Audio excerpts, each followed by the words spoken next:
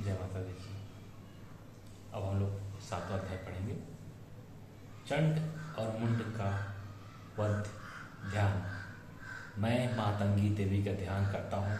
वे रत्नमय सिंहासन पर बैठकर पढ़ते हुए तोते का मधुर शब्द सुन रही हैं। उनके शरीर का वर्ण श्याम है। वे अपना एक पैर कमल पर रखे हुए हैं और मस्तक पर अर्ध चंद्र धारण करती हैं तथा कलहार पुष्पों की माला धारण किए बीड़ा बजाती हैं।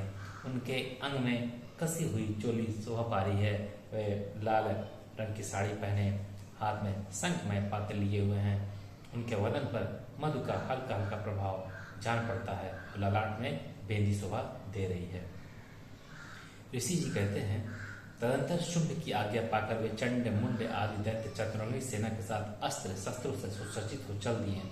फिर गिरिराज हिमालय के सुवर्णमय ऊंचे शिखर पहुंचकर उन्होंने सिंह पर बैठी देवी को देखा। वे मंद मंद मुस्कुरा रहे थे। उन्हें देखकर दैत्य लोग तत्परता से पकड़ने का उद्योग करने लगे। किसी ने धनुष तान लिया, किसी ने तलवार संभाली। कुछ लोग देवी के पास आकर खड़े हो गए। तब अंबिका ने उन शत्रुओं के प्रति बड़ा क्रोध किया। उसमें क्रोध के कारण उनका मुख काला पड़ गया, ललाट में भवें टेढ़ी हो गई और वहां से तुरंत विकराल मुखी काली प्रकट हुई जो तलवार और पास लिए हुई थी। वे विचित्र खंड वाग धारण किए और चीते के चर्म की साड़ी पहने नर मुंडों की माला से विभूषित थी। उनके शरीर का मांस सूख गया था, केवल हड्डियां का ढांचा था जिससे वे अत्यंत भयंकर जान पड़ती थी। उनका मुख बहुत विशाल था, जीभ लपलपाने के कारण वे और भी डरावनी प्रतीत होती थी। उनकी आंखें भीतर को धंसी हुई फिलहाल थी। वे अपनी भयंकर गर्जना से संपूर्ण दिशा को गुजार रही थी। बड़े बड़े दैत्यों को वध करती हुई कालिका देवी बड़े वेग से दैत्यों की उस सेना पर टूट पड़ी और उन सबको भक्षण करने लगी।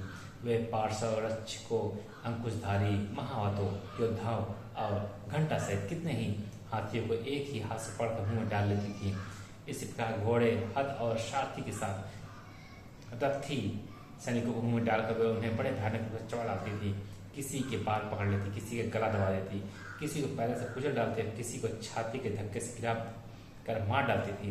वे असुरों के छोड़े हुए बड़े बड़े अस्त्र शस्त्र मुझ पकड़ लेती और रोष में भरकर उनको दांतों से पीस डालती थी।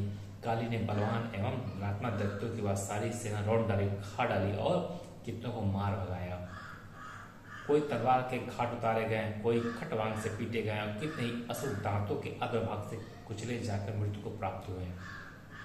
इस प्रकार देवी ने असुरों की उस सारी सेना को क्षण भर में मार गिराया। यह देख चंड उन अत्यंत भयानक काली देवी की ओर दौड़ा तथा महादैत्य मुंड ने भी अत्यंत भयंकर बाणों की वर्षा से हजारों पार चलाए हुए चक्रों से उन भयानक नेत्रों वाली देवी को आच्छादित कर दिया।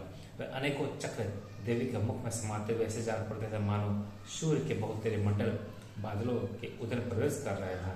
तब भयंकर गर्जना करने वाली काली ने अत्यंत रोष में भरकर विकट अट्टहास किया। उसमें उनके विकराल वदन के भीतर कठिनता से दिखे जा सकने वाले दांतों की प्रभा से वे अत्यंत उज्ज्वल दिखाई देती थी। देवी ने बहुत बड़ी तलवार हाथ में ले हम का उच्चार करके चंड पर धावा किया और उसे केस पकड़कर उसी तलवार से उसका मस्तक काट डाला। चंड को मारा गया देखकर मुंड भी देवी को दौड़ा। तब देवी ने रोष में भरकर उसे भी तलवार से घायल करके धरती पर सुला दिया। महापराक्रमी चंड और मुंड को मारा देख मरने से बची हुई बाकी सेना भय से व्याकुल हो चारों भाग गई। तुरंत काली ने चंड और मुंड का मस्तक हाथ में ले चंडिका के पास जाकर प्रचंड अट्टहास करते हुए कहा, देवी, मैं चंड और मुंड नामक इन दो महापुरुषों पशुओं को तुम्हें भेंट किया है। अब युद्ध में तुम शुंभ और निशुंभ स्वयं ही वध करना।